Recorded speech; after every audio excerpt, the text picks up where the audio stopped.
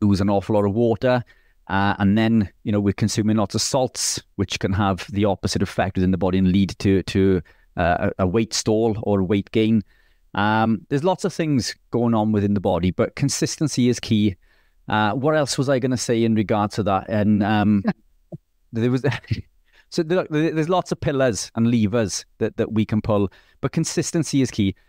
Dairy, double cream, these are. I don't want to use the term calorie because, again, a calorie isn't really a good metric to measure.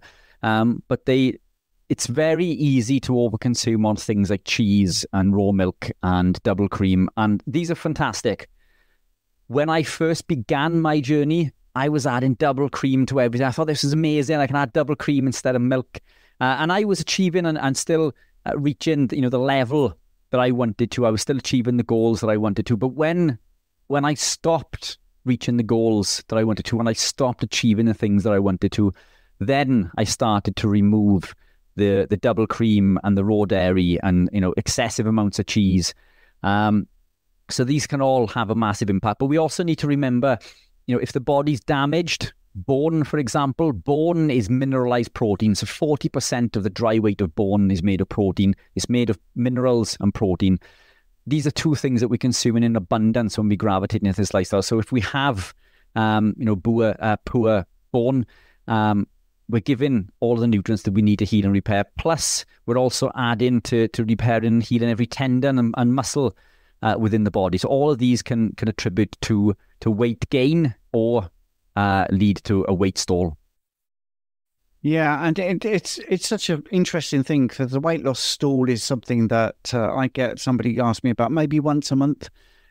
Dairy is a very common culprit, and coffee as well, very often because it's a vehicle for cream, not necessarily because it's the coffee, or they think they're having 2 cups a day, and then when I ask them to do a mood and food diary, I get a very apologetic message saying, "Oh, I've had 6 cups of coffee today with a lot of cream." So people track in their mind very differently to how the reality is.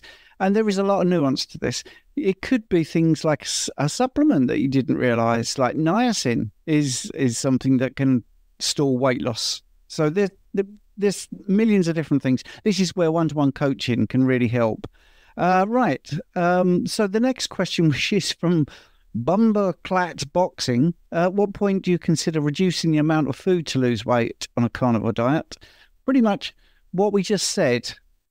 It's when your body composition isn't working. Undereating is more common as a problem, believe it or not, than overeating. Undereating is more of a problem. So I think just make sure you are eating enough before you start cutting. It's just the way the body works. Now, Richard, Dr. Abs is there, and Dr. Abs is going to be a guest on the 1st of August. If he would like, he could actually talk about what he's going to bring to the table on Thursday. Definitely. If he doesn't want to do that, he can just go. No, I'm sure he can. More than happy to. I don't want to take the thunder from you guys, though. That's all. That's okay. Really quickly before we jump on that, I just wanted to jump on the back of something you said, Stephen, in regards to the coffee and the cortisol. Overtraining can prevent weight loss. Extended fasting can prevent weight loss, and coffee can prevent weight loss. So there's lots of other levers and metrics to look at. But apologies, Dr. Abs, how are we doing, my man? Great to see you. I'm very good. Thank you. Thank you for the invite. No problem at all. So you're coming on Thursday. And I am indeed. We've titled it Longevity. Why do you think people in school should come and listen? I think when you look at why people are doing carnivore lifestyles, it's because they have certain goals. They're always going to be similar, be it weight loss, be it trying to treat some sort of disease or anything like that. But when you zoom out of all of those individual goals, at the end of the day, they're all the same thing in the sense of you want to improve your overall health and live as healthy as possible for as long as possible. And, that is something which diet plays one factor in. There are other factors in that. And to achieve that goal, you have to look at things other than just a diet. Now, if we're in this community, obviously we're all aligned in our diet. But when we pair that with other things in specific ways, then we achieve even more than just what the diet can achieve on its own. Brilliant. And of course, you're very knowledgeable about other things if it's not just longevity. Emma, I can see your hand up, which is great. And there are some questions in the chat. I just want to quickly cover a couple that were from YouTube, because people have come over from YouTube, and then we'll get to people in the room, if that's okay.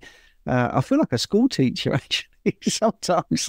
You just wait your turn, please. Right now, so Trouble, that's the name here. Dad is type 2 on insulin, won't change diet. Now problem with left ventricle not working properly on it. NHS waiting list since November. Sorry to hear that. Some days, super tired. Could Rich's ketones help this?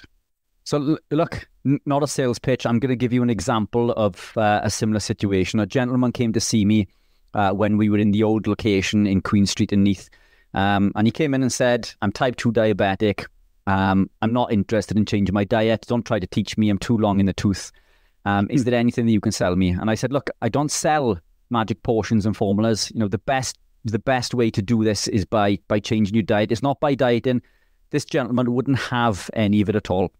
He said, I just want to know if there's anything that can help.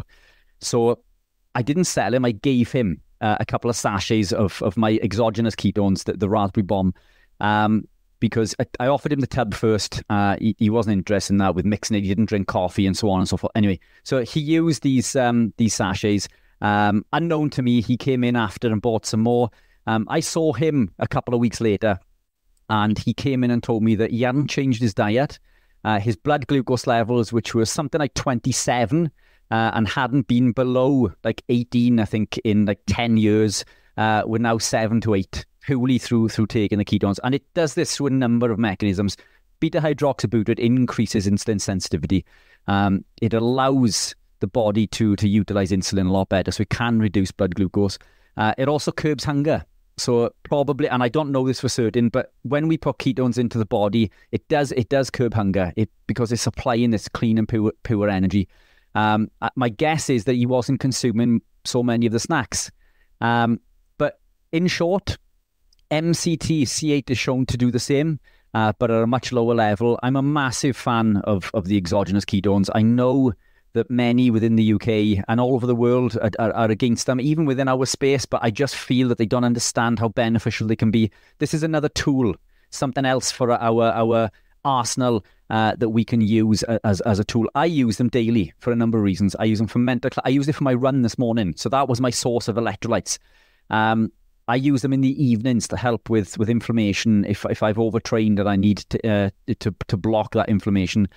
It also increases EPO within the body naturally. So it increases the amount of red blood cells and the availability of oxygen throughout the body. So it can help with athletic performance. Lots of things. I do believe if I had my way, everybody would be consuming some form of exogenous ketone if they weren't living the lifestyle. I think it's the most underrated supplement on the planet. You guys may have, I know Dr. Abs has dabbled within the exogenous ketone world, so you know he may have something to add or take away from this. But in short, I think it's worth trying. It's certainly worth trying. If he's not willing to make a change, then you can show him this compound. And what I forgot to add to this gentleman came back in a couple of weeks after this again. Because he had seen such big changes in his blood glucose levels, he has now adopted a ketogenic lifestyle. He went low carb initially, and now he's ketogenic, and now he's no longer diabetic. So he's reversed his diabetes. That initial step was the exogenous ketones. The exogenous ketones was the catalyst that got him on the journey. So it's fantastic for brain health. So as you age, it's fuel for the brain. Lots of clients of mine who suffer with dementia and Parkinson's, or the husbands or wives of the partners, they give this to their partners who do not want to make any change, and they've noticed a fantastic benefit also. But yeah, that's my 2 penneth. If you guys have anything to add, that would be fantastic. No, I think that's a pretty full-on, frank answer. It's excellent. Just for the people that are new, exogenous just means from outside of your body. So exogenous ketones are ketones you're introducing from outside. And endogenous, if you hear that phrase, just means inside your body. So like an endocrine specialist is someone that deals with secretions inside your body. which is what endocrine means, inside secretion. Anyway, right. So that's why you join school, you see. You get all this fantastic information and then me blasting you with some boring trivia. Right. Lana asked 2 questions from the outside of this group. So the exogenous questions are coming.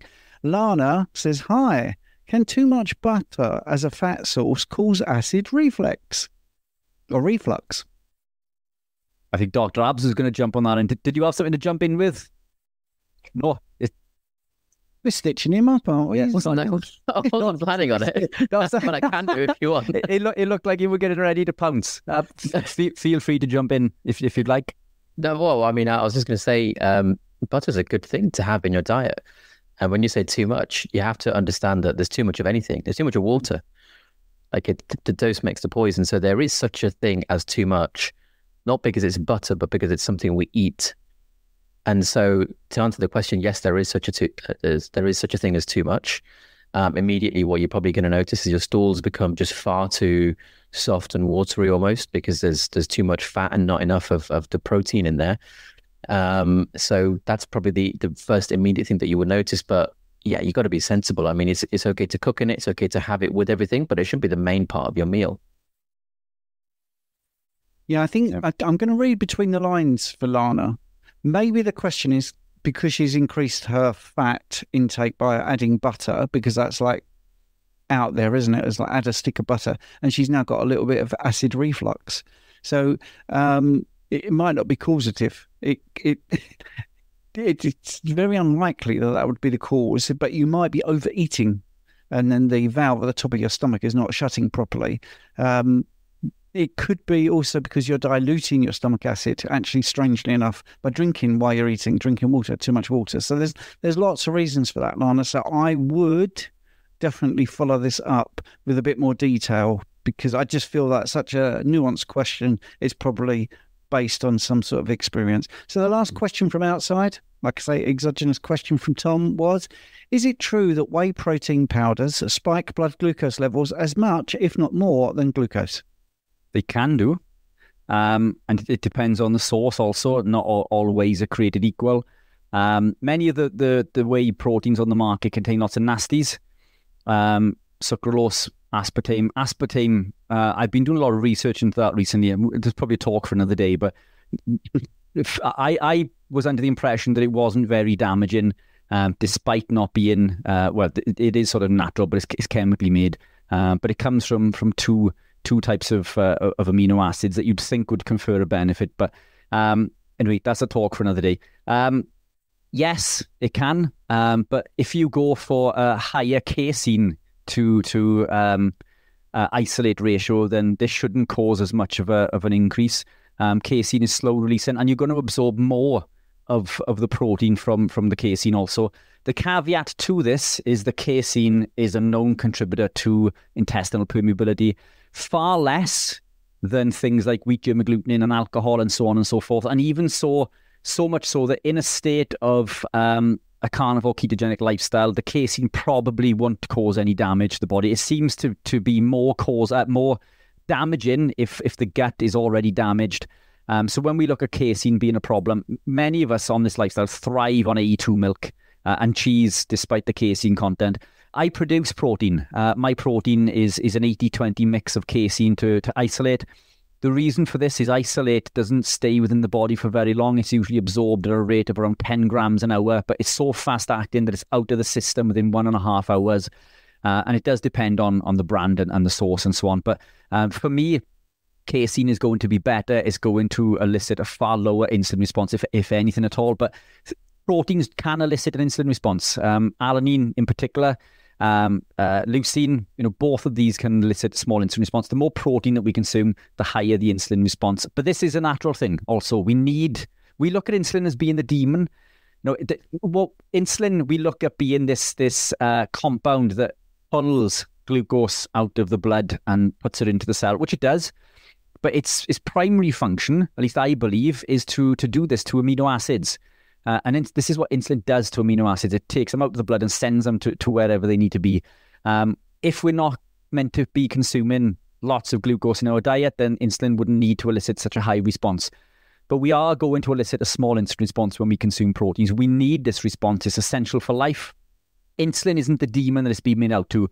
It's the overexpression, or it's overexpression through overconsumption of glucose. We put more glucose in, we need a higher insulin response in order to remove that toxin from the blood. And remember, glucose is a poison to the body when it's in high quantities. This is why insulin pulls it out of the blood and stores it in the muscle as glycogen in order to save your life. Your muscle becomes a storage facility to put this in order to save your life, because too much glucose in the blood is toxic. So insulin isn't the demon. We shouldn't be trying to keep that down if the sources of food are natural. Protein supplements have their place, I think, during transition. I make protein. I don't use the supplement much anymore because I just love eating beef and lamb. I tend to take these with me when I come to work. I've recently put a fridge and a small little hot plate in the office so I can cook my steak and eggs and things in work. But prior to that, I would use a shake in between, traveling between events or in between consultations, because protein is far more precious than anything else, irrespective of the insulin response. Brilliant, Richard. Right, we've got 10 minutes left. We've got a few questions in the room, endogenous questions. So Emma, you had your hand up first. If you'd like to ask your question, please. Okay, thanks.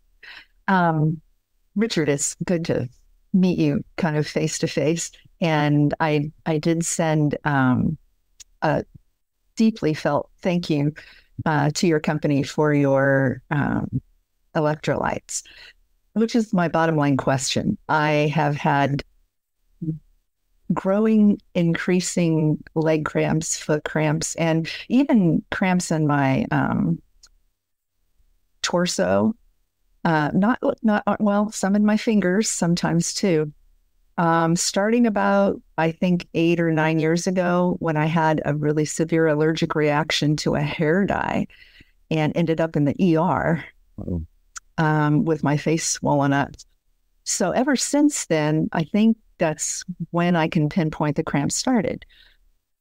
I went low carb about 2 years ago, and Stephen helped me through some really tough times in my life. Thank you, sir. And yet the cramps continued. And it wasn't until I started on your electrolytes that literally within the first week, I noticed everything was gone. And then I was on a video shoot last week in a hurry, hadn't eaten all day, grabbed some meatballs that were at this restaurant, and they had tomato sauce on them. But I had been doing so well that I thought, my body can handle it. And so for the last week, I have not only got the cramps back, but dry skin, and what else? Oh, upset stomach. And I'm just thinking, is that still from like 8 years ago?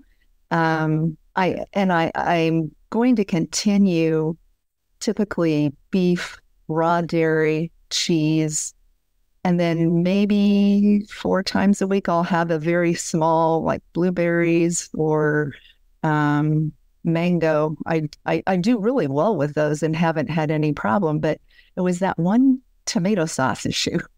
So I just feel like my body is spazzing out again. Yeah. Look, it's common. These are called exaggerated responses. We see it with like gluten intolerance. People think that when they gravitate into a ketogenic or carnivore-based lifestyle, that living this way has made them gluten intolerant, because when they go back to eating normal, they seem to have these reactions. And it's not because keto or carnivore has made you gluten intolerant. It's because your body now has the ability to recognize when you put a toxin in. And I always use the analogy of alcohol when I give this example. The first time we drink a beer or a glass of wine, we feel tipsy. We notice the effects straight away. Next time it could be 2, then 3. Before we know it, we're drinking 2 or 3 bottles and we're not getting drunk. It doesn't mean that alcohol isn't causing problem, but it's blocked our ability to recognize when it's causing issues. Now your body is so highly attuned, highly sensitive. The second you put a compound in that it doesn't want, the alarm bells start to go off. That's not a bad thing. I mean, that's a good place to be. The last place we want to be really is in a situation where we can consume these toxic compounds and it's causing problems behind the scene, building up over time, and we can't recognize them. So look at this as a blessing. If you can get away with consuming these compounds like the cheese and the A2 dairy, it's fantastic, because the dry skin, it could be a sign of autoimmune problems again, which casein is a contributing factor too. But as I said earlier, when we heal the gut, a ketogenic carnivore lifestyle is typically, especially carnivore, I eat cheese. Cheese works really well for me. It doesn't cause any issues at all across the board. So I keep it in. What I do notice is if I consume too much, which is easily done because the case of morphine is highly addictive, I start to put a bit of weight on that I don't want. So then I start to cut it back down again. But in regards to intestinal permeability, it doesn't cause that issue for me. And I think once you're adapted, we can still put these compounds in, providing they're not causing a problem. Just go back to the way you were eating. Let's get back to the. I'm looking over there now because you've switched on my screen from the left to the right. Just go back to the way you're eating. To think of this as a blessing. These compounds are not meant for you. Don't put them in. This talk that I'm doing in the Carnivore conference, which maybe we'll get recorded, or we'll record as a separate podcast. I think it's really going to highlight how many compounds and how much damage they cause without us knowing. People say all the time, well, I eat all of these things and it doesn't do anything to me. We don't realize the damage it's causing. These compounds cause fast and slow damage. Some we can see and some we can't. But the damage is there behind the scenes. Some of us just have the ability not to notice maybe for longer than others. Look at the typical lifespan. We look at 70 and 80 now as being old, but we're capable of living to 120 years of age if we consume the right foods. That's how much difference these compounds are causing to our lifespan. Eat the way that you should. Try to stay away from the tomato sauce. And it's I'm not a fan of tomatoes at the best of the time, or tomatoes. No, but yeah, that help. But thanks for the feedback on the electrolytes. I mean, that's fantastic feedback. So massively appreciate that. Well appreciated. Okay. Marianne, thank you for your patience. If we can be as quick as possible, what are your views on fermented sauerkraut? One plant I do occasionally eat.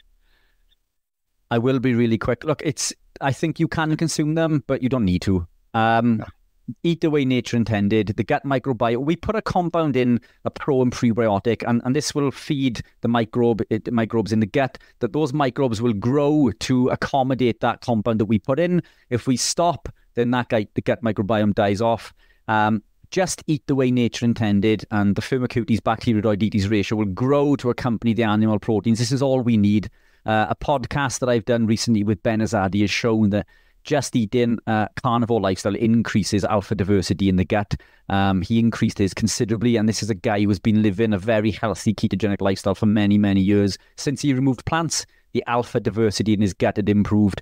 I don't think there's any danger for putting it in. It is fermented, but the fact that we need to ferment these foods to kill the toxins should tell us everything that we need. Consume if you want. If you don't want to, then I don't think there's any benefit if we are living an animal-based lifestyle. Yeah, I mean that's the whole point of fermentation, is to change what's happening, because it's deleterious if you don't. But actually, if you don't have it at all, you're going to have more benefits anyway. So anyway, I'm trying to get on to Josh's question. Sorry, Steve, really, really quick. It can be a segue though for someone who's going through these changes. So I mean, if you think it's conferring a benefit, it can be beneficial depending on where you are on your journey. I mean, I'm talking of, if you are living a predominantly animal-based lifestyle, then there's no benefit to doing so. If you're coming away from vegetables and the gut microbes are going through this change, then that can confer a benefit. There are medicinal purposes to doing this. It depends on where you are on your journey. Now, Josh, I think, knows you from the question.